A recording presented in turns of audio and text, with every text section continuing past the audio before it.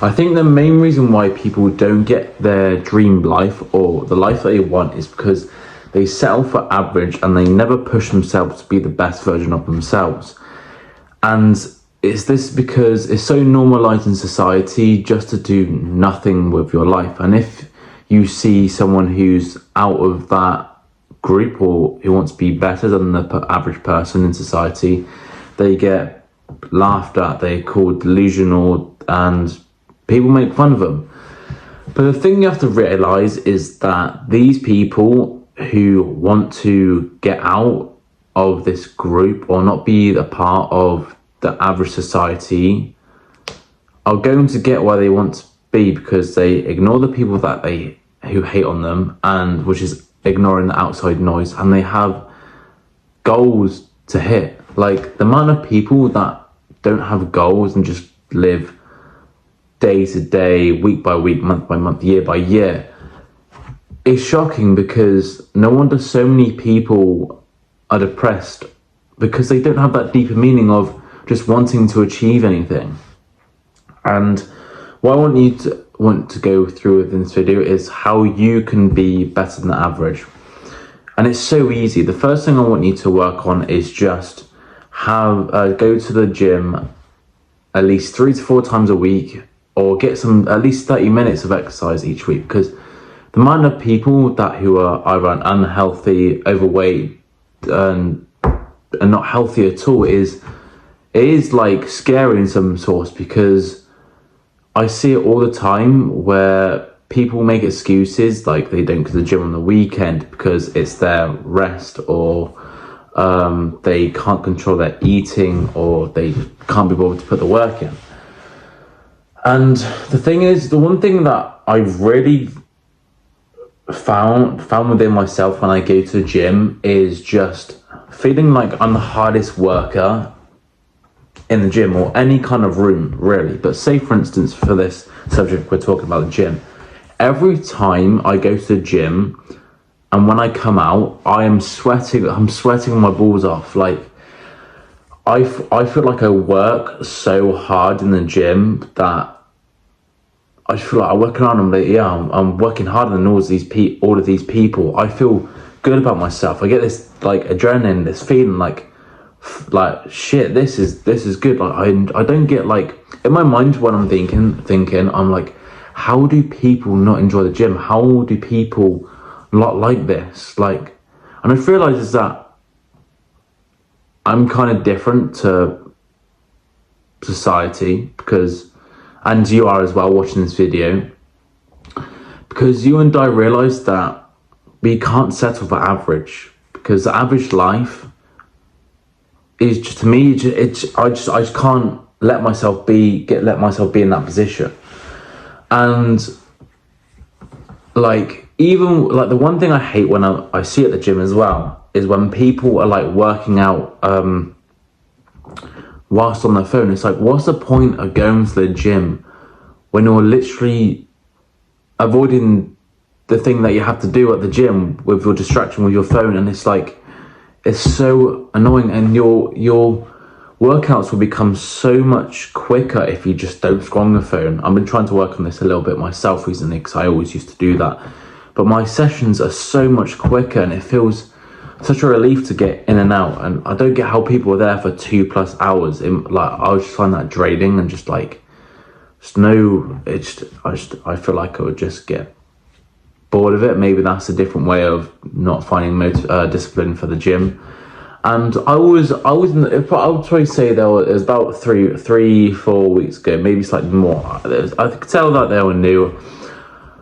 And I went to them. It was deadlift platforms. Went up to them. They were on their phone, just doing nothing really. Just stood on the deadlift platform. I said, "Are you using this?" And she's like, "Yeah." So I do the deadlifts. There's no proper deadlift platform, so I do the platform behind the squat rack. And bearing in mind I'm doing deadlifts, so it can take some time going up to my working sets and going through my warm-up sets. And by the time I got to my last warm-up set, bearing in mind going for a PR for 160, 165 for 1 rep max, and she's still on her phone and she hasn't done any reps, or she's about to do a reps just with the bar. Like, I know everybody starts somewhere. Like, I'm not like taking the piss out of her just doing the bar, but it's the fact she did 12 reps or so with the bar and left the deadlift platform, and then two other people came up and just took off me. I was like, right, okay. But things like that, I just feel like that's why you lack discipline to go to the gym, because you're not actually focusing on why you're going there. Like, you're defeating the object of working hard when you go to the gym. Because if you say, when you go on the days that you don't feel like it's a day, turn out to be the best sessions going. But even if they're not, you still turn up and still went, even though you don't feel like it. Because these are the sessions that count. Because if you did everything, if everything was easy, then everybody would be doing it. But that's why so many people don't stick to the gym. It's like New Year's resolutions. It's like people give up after like 6 weeks because they don't see any results. But even when achieving your dream physique, it takes years. It doesn't take weeks, it takes years, unless you have like the best genetics going. Like, you see these influencers and stuff like that, but that's like 1 in a million chance. So yeah, I want you to get 30 minutes of exercise every single day at least. It's not that hard. Like, even just going for a walk with like the dog or your girlfriend or your boyfriend or anything really. And the second thing I want to go on to is leading on the behalf of the gym is have a good diet. And the thing that really matters is your body. Think of like your body is a car, all right? If you fill a car up with the wrong fuel, it's not going to run properly. That is how it is like with your body. If you eat junk food constantly, your body's going to be sluggish, going to be slow, and you're not going to operate at your best capability. So what are the things that you can eat that can make you be at your best productive level? You could eat like eggs, carbs, steak, chicken, all them kinds of food, high in protein stuff. None of this like quick snack KFC or McDonald's, because it's like the quick dopamine that you get. It feels good in the moment, but afterwards you feel, like I said earlier, sluggish, slow. You can't operate your quickest or anything like that, or like fizzy drinks and stuff like that. Like, this might sound like kind of like cringe or anything, but like my favorite drink is probably water. Like, it sounds a bit weird, but like having a cold ice of water with like obviously with ice in it and maybe a bit of lemon, it's probably the best thing you could have. Obviously, I recommend having what's it called, filtered water, and just because like the tap water is like, it's got so much like shitty chemicals in it and it's not actually really good for you. But yeah, aim to get like 2 liters of water in every single day. And with your diet as well, if you're trying to bulk, eat up to 300 calories above your maintenance calories, and if you're maintain at your calories that you need every single day, that your body needs. And cutting is eating up to 300 calories below your maintenance. And the thing is that I've learned recently is that you don't actually have to reduce your calories as much as you think. Just because if you do it up to 500, this is what I thought. It can work for different people because people have different genetics and stuff like that.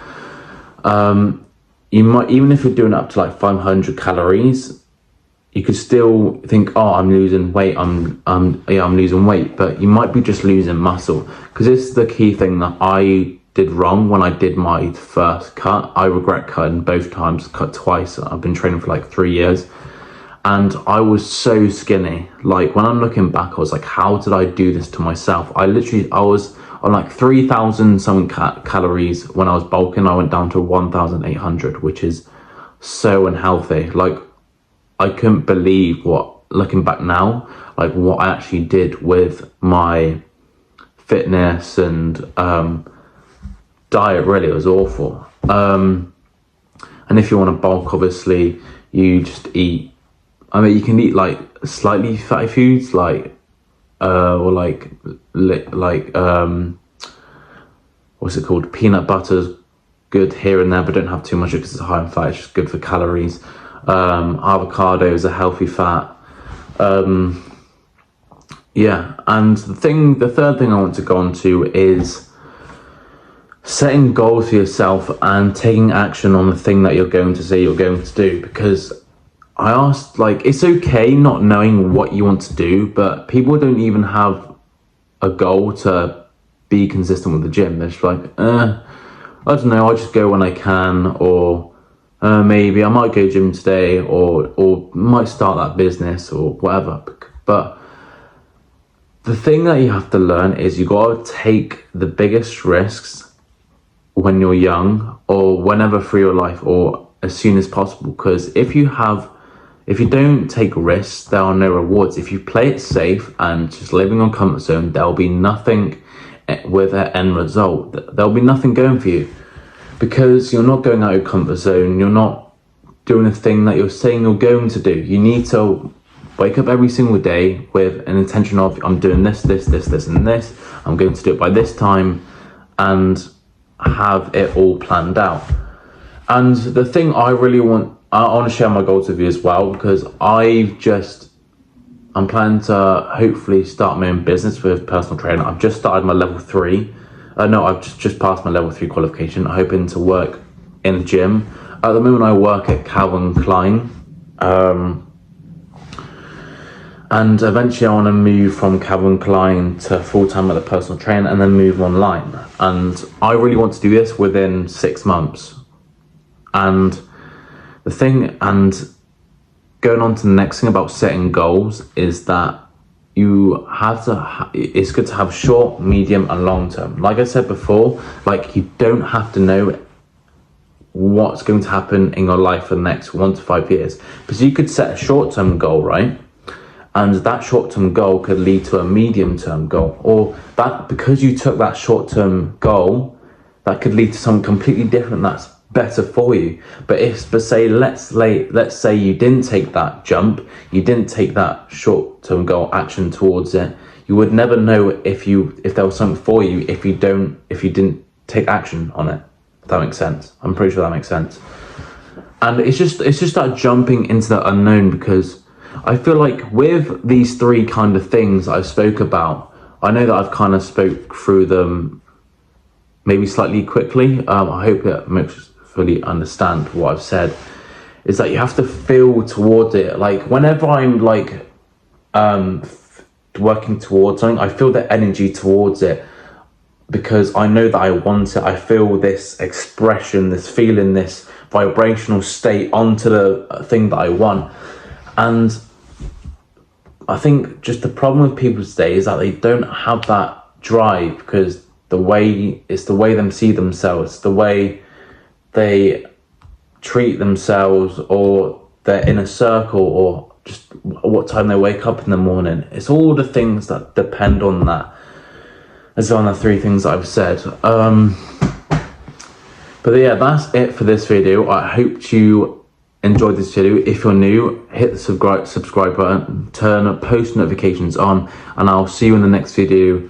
Peace, have a good day, and I shall see you next week for the weekly upload. I will see you then. Have a good day.